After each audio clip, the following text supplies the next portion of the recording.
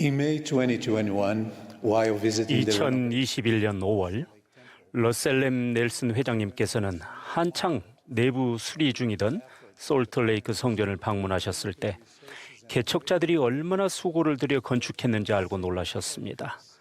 개척자들은 자원은 부족했지만 확고한 신앙을 가지고 이 성스러운 건물을 건축했고 물리적으로나 영적으로나 걸작인 이 성전은 오랜 시간 변함없이 건재했습니다. 하지만 회장님께서는 성전에 침식된 부분도 보셨습니다. 긴 세월 동안 일어난 침식으로 인해 성전의 기존 초석에 틈이 생기고 석조의 안정성이 약해져서 구조적 보강이 꼭 필요했습니다. 우리가 사랑하는 선지자께서는 자연의 힘을 견디기 위해 성전의 기초를 보강하는 큰 조치가 필요했던 것처럼 우리 역시 예수 그리스도 안에서 영적 기초를 강화하기 위해 이전에는 해본 적이 없는 특별한 조치들을 취해야 한다고 가르치셨습니다.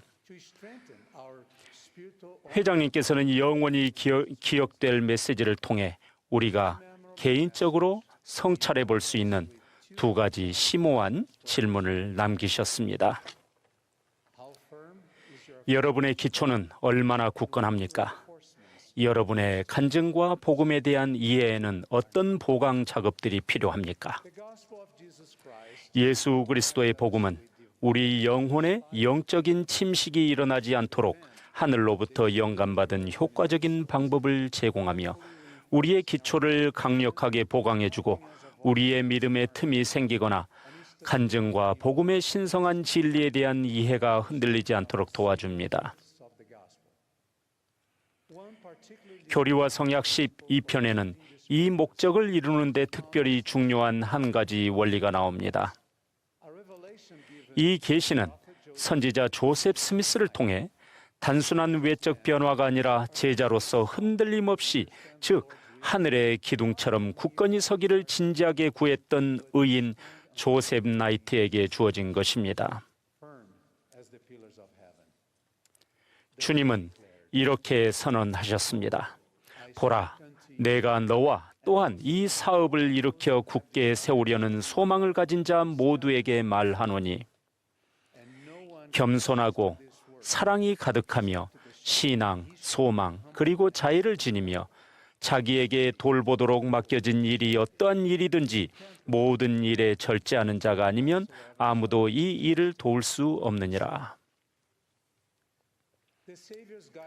이 신성한 계시에 기록된 구주의 말씀은 절제가 예수 그리스도 안에서 굳건한 기초를 세우기 위한 필수적인 보강제임을 상기시켜 줍니다. 절제는 부름을 받은 사람들만이 아니라 주님과 신성한 성약을 맺고 충실히 따르기로 한 모든 이들에게 없어서는 안 될 미덕 중 하나입니다. 절제는 이 계시에서 언급된 다른 그리스도와 같은 성품, 즉 겸손, 믿음, 소망, 자애, 그분에게서 오는 순수한 사랑을 조화롭게 하고 강화합니다. 더 나아가 절제의 미덕을 기른다면 예수 그리스도를 믿는 기초를 약화시키는 세상의 영향력, 즉 미묘하지만 끊임없이 진행되는 영적 침식에서 우리의 영혼을 보호할 수 있습니다. 그리스도의 참된 제자를 빛내게 하는 미덕 중에서 절제는 특히 더 구주를 나타내며 신성한 영향력을 받아들이는 모든 이에게 주어지는 성신의 귀한 열매입니다. 절제는 마음의 조화를 가져오며 욕망과 감정을 지혜와 평온함으로 다스리게 합니다. 경전에서 절제는 영적 여정의 필수 요소로 제시되며 인내하고 경건하며 자비롭게 거듭날 수 있게 이끄는 동시에 우리의 감정과 언행을 연단합니다. 절제라는 그리스도와 같은 성품을 기르기 위해 힘쓰는 그리스도의 제자들은 점차 겸손해지며 사랑으로 충만해집니다. 이 제자들 내면에서는 평온한 힘이 솟아나며 역경의 바람이 몰아쳐도 분노를 자제하고 인내를 기르며 다른 이들을 관용과 존중으로 대하고 품위 있게 대할 수 있는 능력이 길러집니다. 그들은 충동적으로 행동하지 않으려 노력하며 온유함과 성신의 부드러운 영향력으로 인도받아 영적 지혜를 가지고 행하기를 선택합니다. 이와 같은 방식으로 제자들은 영적 침식에 덜 취약해지게 되는데, 이는 사도 바울이 가르친 것처럼 그리스도를 믿는 간증을 흔들 수 있는 시련 앞에서도 그분께서 자신들에게 능력을 주심으로 능히 모든 일을 할 수 있음을 그들이 알기 때문입니다. 바울은 디도에게 보낸 서신에서 구주를 대표하며 믿음과 헌신으로 그분의 뜻을 행하고자 하는 자들의 자격에 관해 성스러운 권고를 전했습니다. 바울은 그들이 나그네를 대접하고 신중하며 의롭고 거룩해야 한다고 말했는데, 이는 절제의 영향력을 분명히 보여주는 자질들입니다. 더불어 바울은 그들이 제 고집대로 하지 아니하며 급히 분내지 아니하며 구타하지 아니하는 자가 되어야 한다고 경고했습니다. 바울이 경고한 성품들은 구주의 마음과는 반대되며 참된 영적 성장을 방해합니다.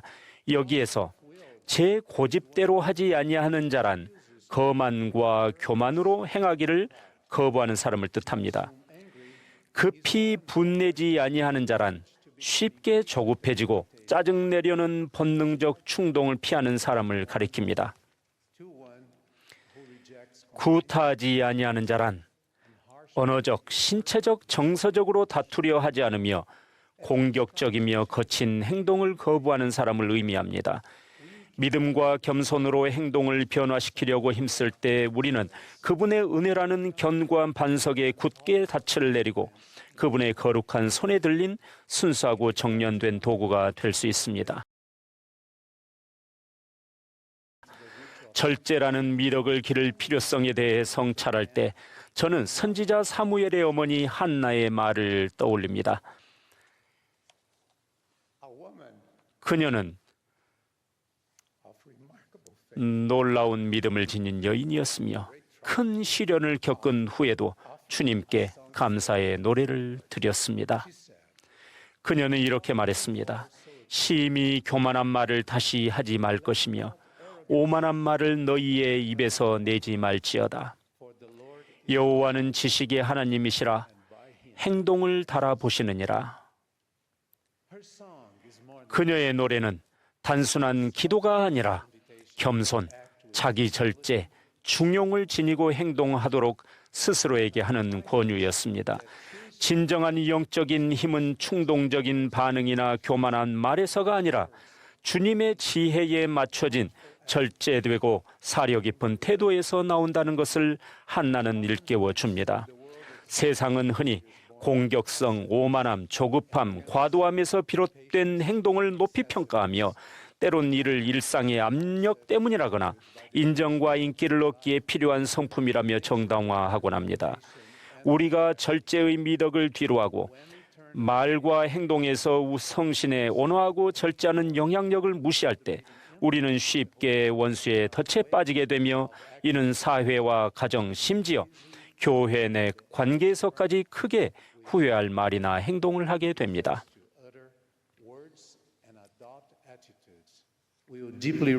예수 그리스도의 복음은 특별히 고난의 때에 절제라는 미덕을 발휘하도록 권유합니다. 왜냐하면 바로 그런 어려운 순간에 한 개인의 참된 인격이 드러나기 때문입니다.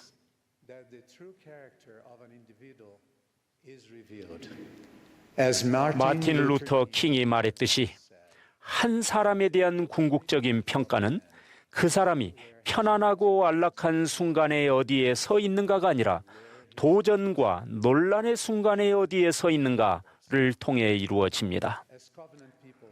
성약의 백성으로서 우리는 주님께 드린 거룩한 약속의 마음을 굳게 뿌리내리고 그분의 완전한 모범을 따라 주의 깊게 살아가라는 부름을 받았습니다. 그에 대한 보상으로 주님께서는 이렇게 약속하셨습니다. 진실로 진실로 내가 너희에게 이르노니 이는 나의 교리라. 누구든지 이 위에 세우는 자는 나의 반석 위에 세우는 자니 지옥의 문이 그들을 이기지 못할 것이라.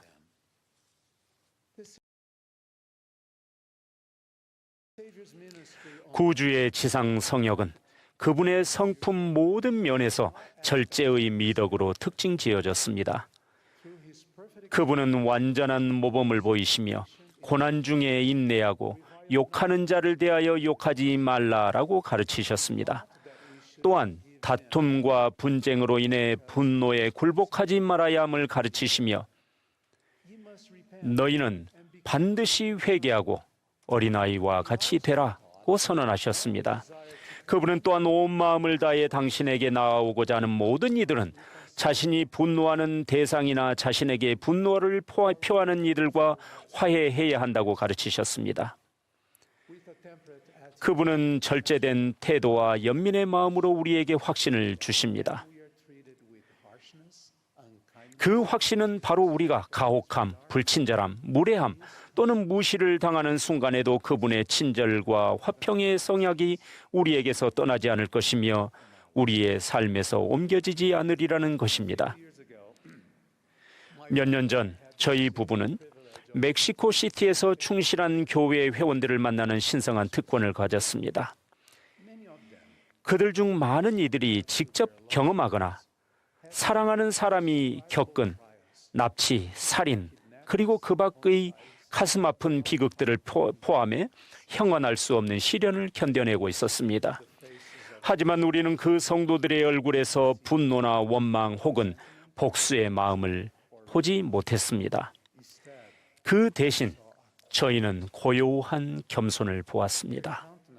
비록 그들의 표정에는 슬픔의 흔적이 남아 있었지만 치유와 위로를 진심으로 갈망하는 눈빛을 보았습니다.